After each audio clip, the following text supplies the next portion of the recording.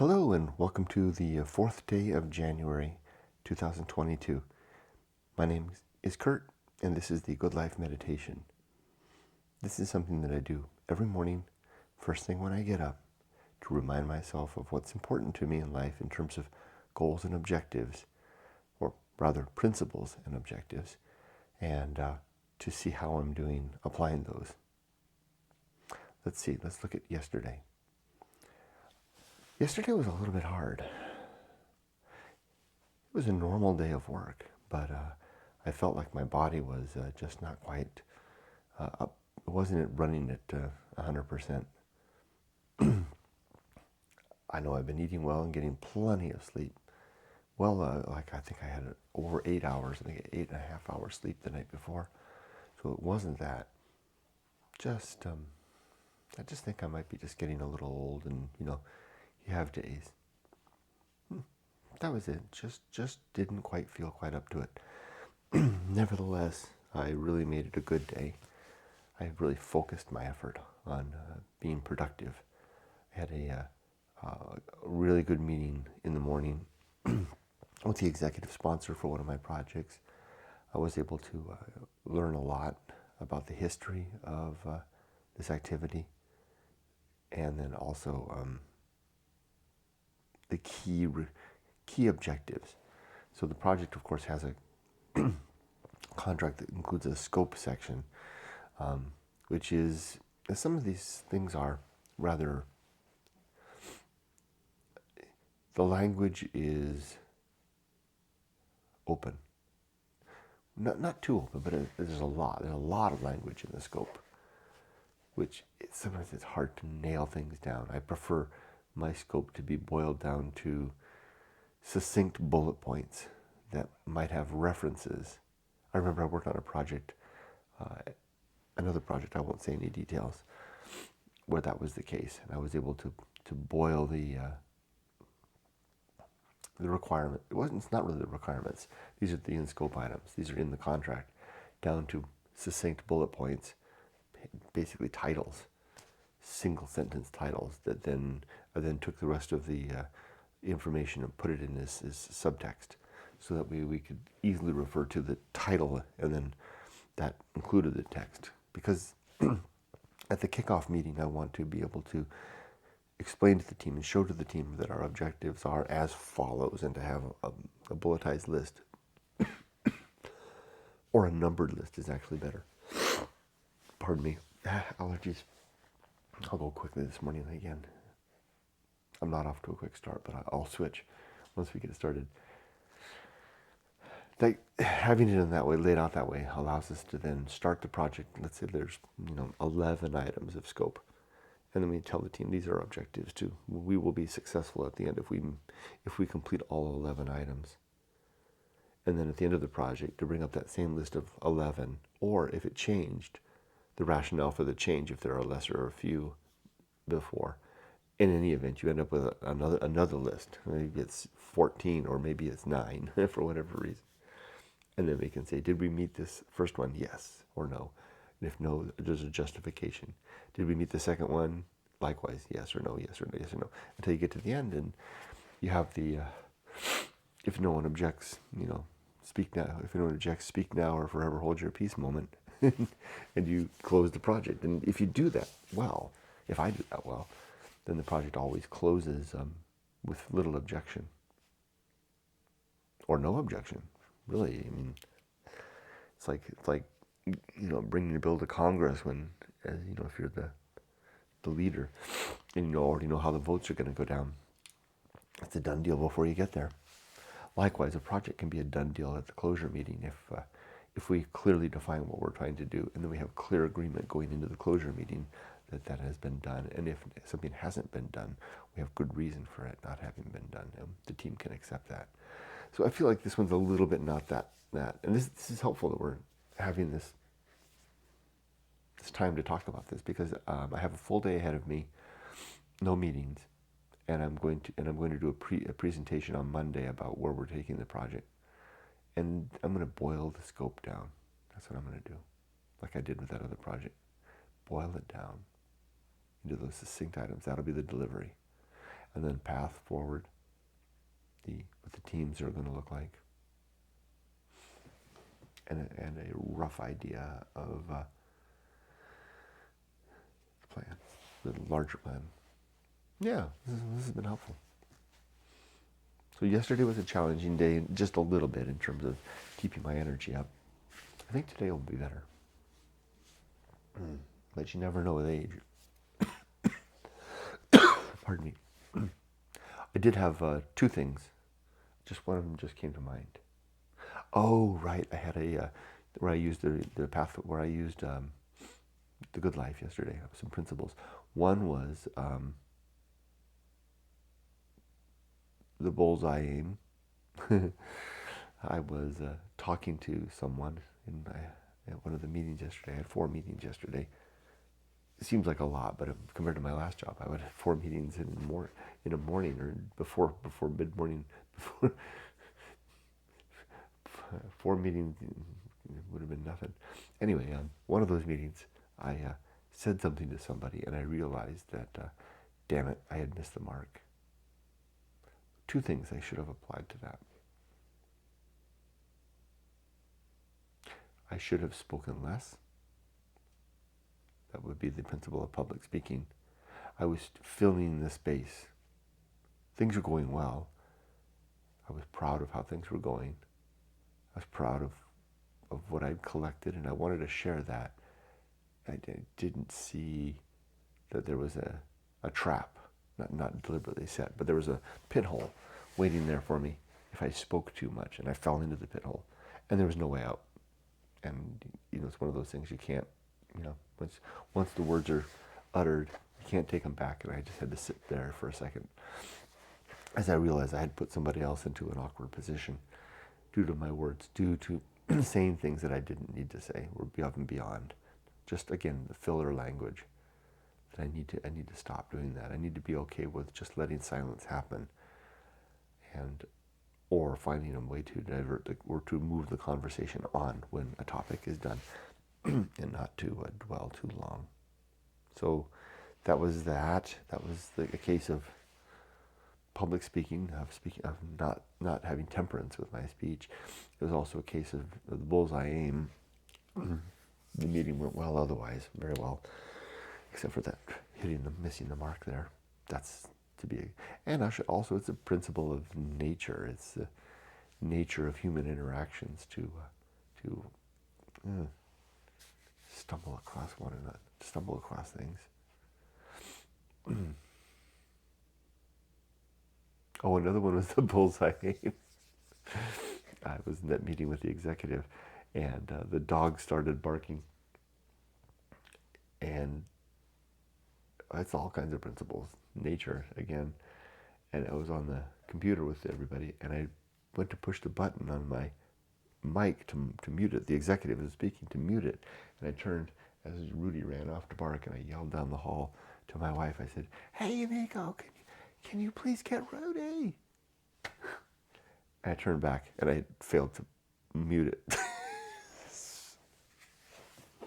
The executive kept on speaking, and I apologized later, and he said it was no big deal.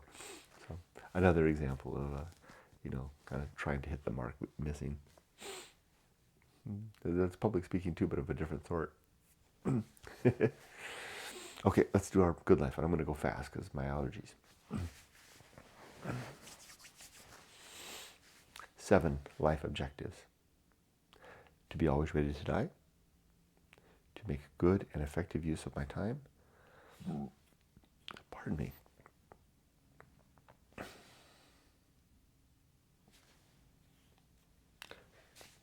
To develop and maintain good, and sound life principles. To cultivate good emotional reactions. To perform good actions. To recognize true limits and true opportunity. And to do just one thing at a time, and to always do that thing slowly and deliberately. Those are my 7 objectives. Now my 30 principles. And by the way, all of these are listed in my book, going alone. The first of these is the principle of war, to always be fighting against what I think is true, or what is proposed to be true, at least the stuff that seems to be important.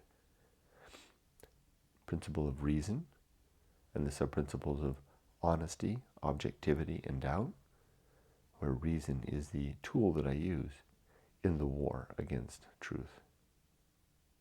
Why would he war against truth? Because I want to know if it's true. Next is,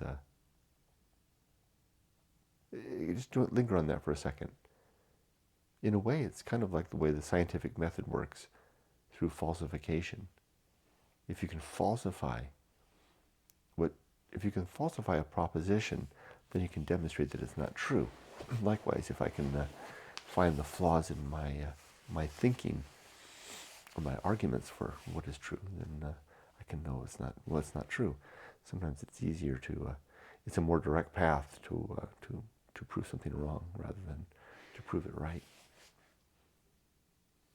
It's also a more genuine path, perhaps, to go out to try to undercut something that's important, or something that we suspect it to be the case. We win in either case, right? We win if we fail in our efforts to falsify it, and we win if we succeed in doing it, because then we know more about the reality, even though we've lost our hypothesis in the process. Okay, I said I was going to go fast. Let's keep to it, Kurt. The third principle is the homunculus, the little mortal who lives inside my head that we call our consciousness. Next is the Anchorhold. It's the place where the homunculus resides. I picture that as a small rock sticking out of a dark sea. And everyone's on their own little rock.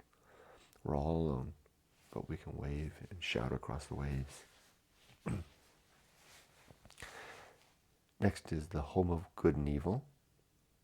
The suggestion that right and wrong, good and evil, what we describe as such, are not absolutes in the universe, but merely opinions that we maintain in our head that approach seeming objectivity when we can demonstrate or failed, or when we were unable to falsify them through good effort, and then when we hold them, share them one another, that's when they gain something more like substance. Next is the principle of purpose, and the sub-principles of biology, virtue, and mission. Those are my purpose. Biology, in terms of having a child and raising her to adulthood and being there to help out in her life, and then eventually to die and get the hell out of the way, as Christopher Hitchens would say.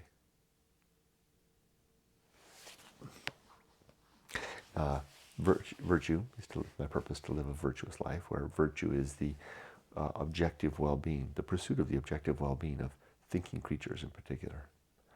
And then a mission, and my mission is to share the message in my book, Going Alone, which is precisely what I'm doing right now. Another reason for this effort. All right, after purpose comes the principle of, comes the atomic principle. Everything in the universe is made of bits and pieces, as Mr. Lucretius would say On the Nature of Things. In fact, I was just reading yesterday in the poem, this section here, talking about all his justification. I was thinking, how did he know about atoms, 2,300 years ago? And he describes all kinds of things. He says, well, it's very clear, He says, for example, he says the wind, clearly wind is something, but we can't see it. He says, there's different odors that we smell. We can smell them, but where are they? He says, clothes hung up to dry. The water, he says, clothes hung up beside the wave-tossed sea somehow get wet. What's the spray? And then they dry out if you put it back in the sun. And he talks about the way that the stones wear away, and feet going over the pavement will wear the pavement down little by little. He says here finally, nature works by means of hidden bodies. So I use that atomic principle to describe that, as Lucretius says, to remind myself that it had bits and pieces. And Lucretius also goes on to point out that the bits and pieces are forever, but we are not. Such insight. And that's exactly another reason why I remind myself of that principle. Next comes the principle of nature. After atomic principle comes the principle of nature. Everything has some particular nature, including us. I was asked yesterday to choose from 2 people to be a member of my team. Small team, just 2. Well, I mean, it's going to be a bigger team, but a team of project managers for this big project. And I had the 2 people, and I asked the person to give me some time to think about it. And what I dwelled on was, in addition to their experience, mainly their nature. And I thought about how these individuals' natures would work with me and towards our project. And I made my selection. The next principle is maturity, and which consists of, no, not that, the pirate ride, which is just my reminder that human beings have, that I don't think free will exists anywhere, not just human beings, but free will is an illusion, a quite convincing illusion. We can make any choice we want, but we would never have made any choice other than the one we did, because the universe has a lot to say. Just a second.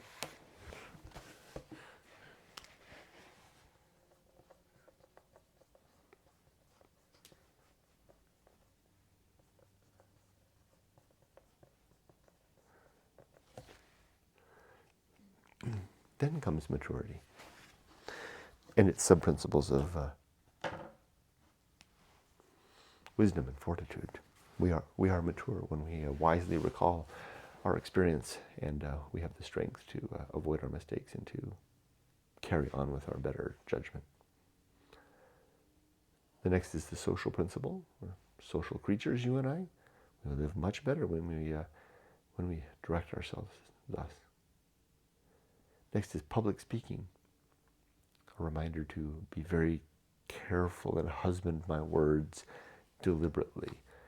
Like I mentioned earlier, to not speak too much.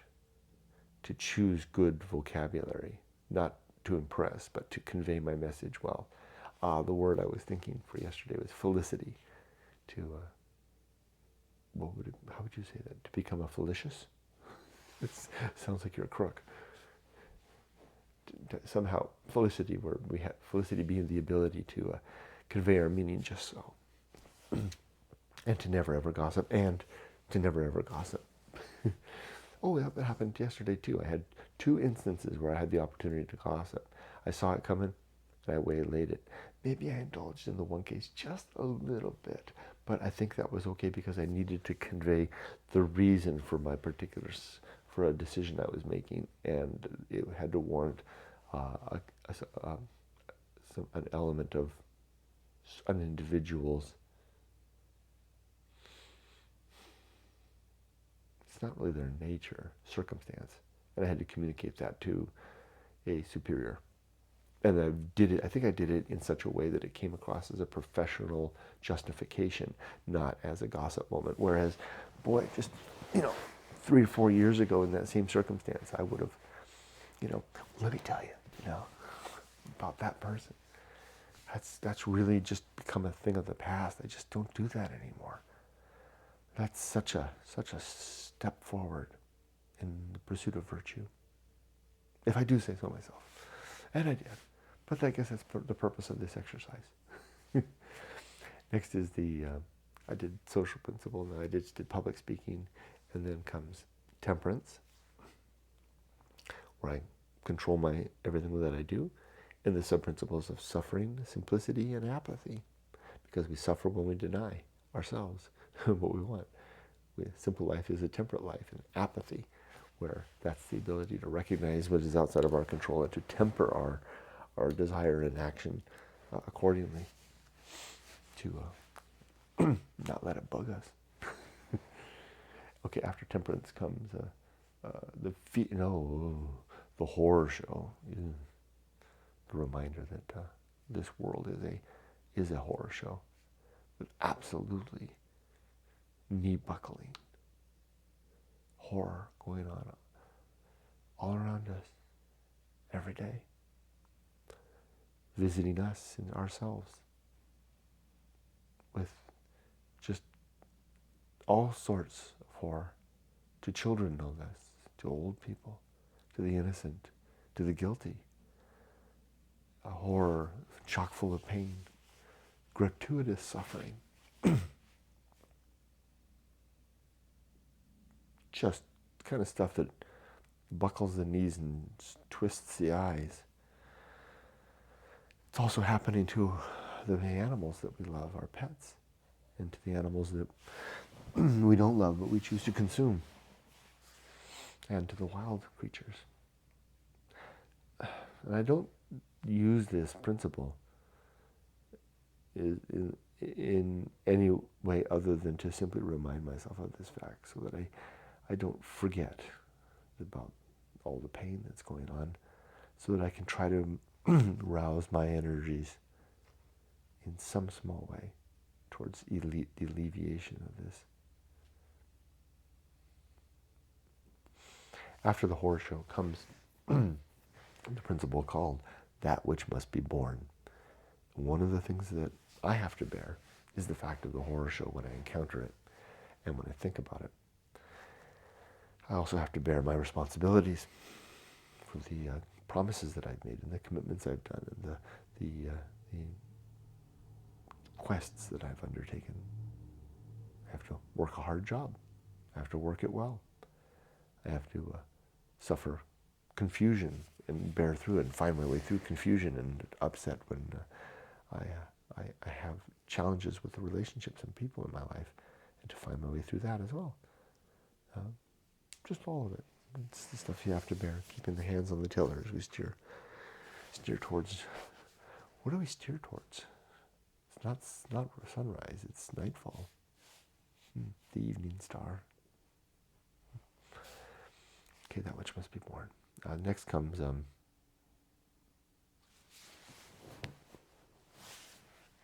the Feast of Offal. That's when we get all upset and blah, blah, blah, blah, blah. We make others upset, and they go blah, blah, blah, blah, blah, and they make others upset, and on it goes, and I try to do none of that. Okay, that was easy. That one's usually hard. Hard to do it in a succinct way. Pardon me. Next comes the best seat in the house. To not want to be anyone else or be anywhere else or be doing anything else, but to be okay with my current circumstance, all the while working to make things better. Next comes the Path of Wildness. It's easy to find.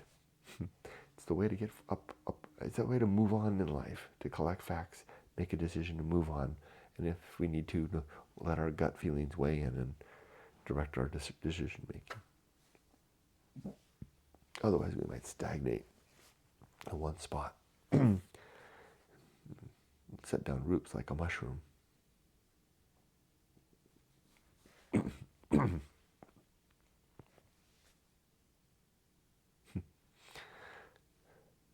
Next comes the risk of avoiding risk. The deep level risk of finding ourselves, and the surface level risks of education, job, spouse, home, children, retirement, and death. It's good to address both. Next comes sin and damnation. There are 7 sins in my worldview. The first 6 are related to what we believe, and the 7th one is how we speak.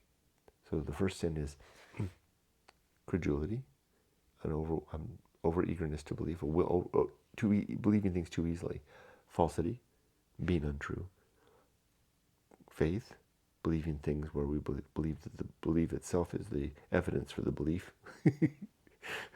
Hope, which is want without action.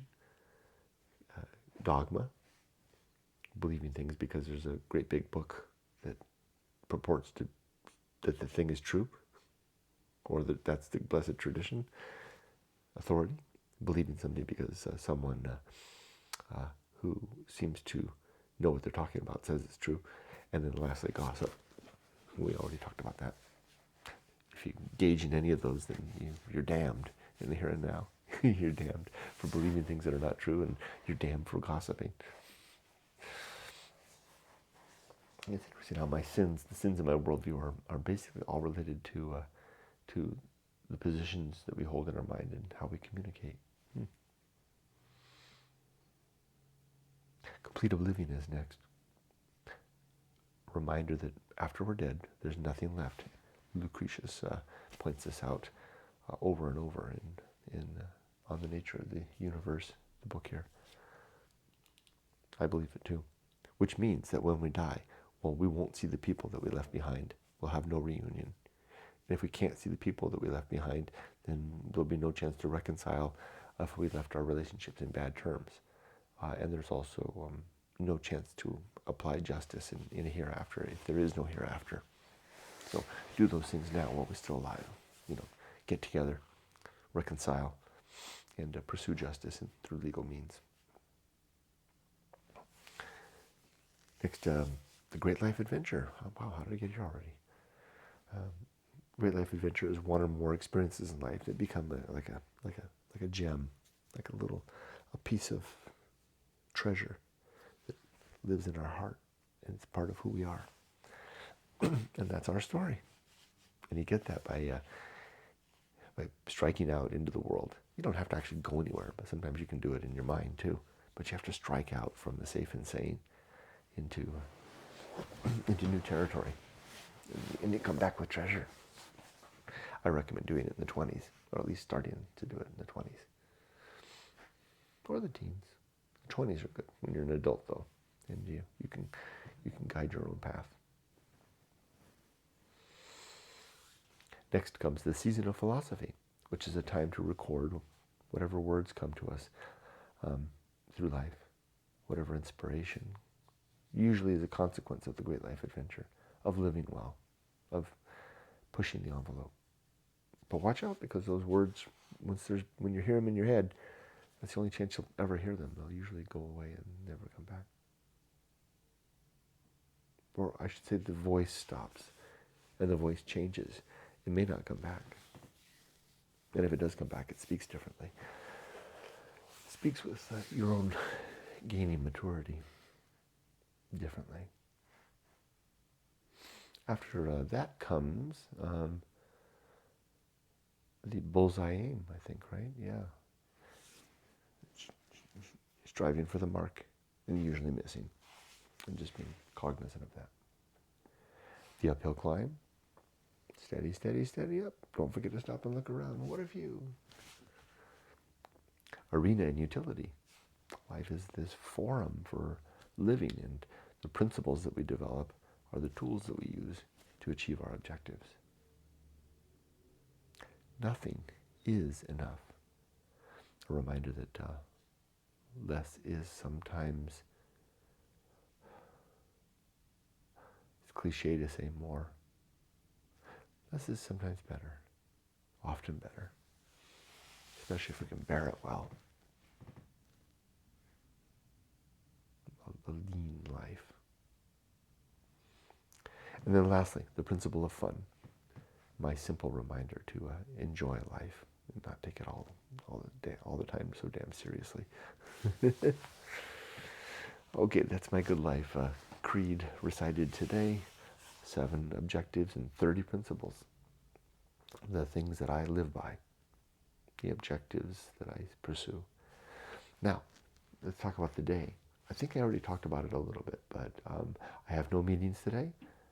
Nevertheless, when time for work, I'll dress up in my work clothes. It helps me to keep in a work frame of mind. I'm going to begin the day.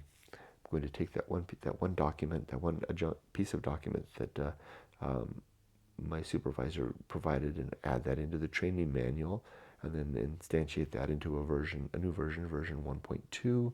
Send that out to the team. That's on the one project. And then on the other project, I will come up with the definition of what the other project manager's duties will be.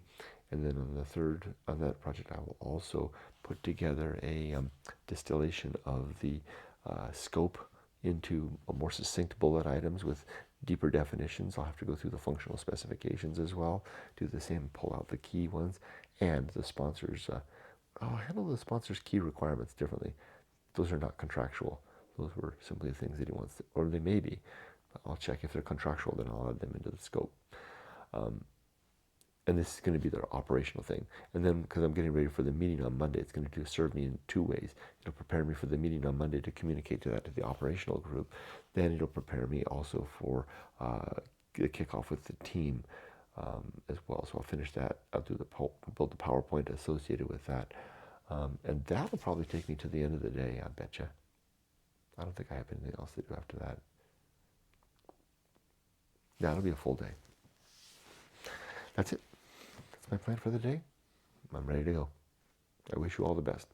Be safe, but not too safe. All right.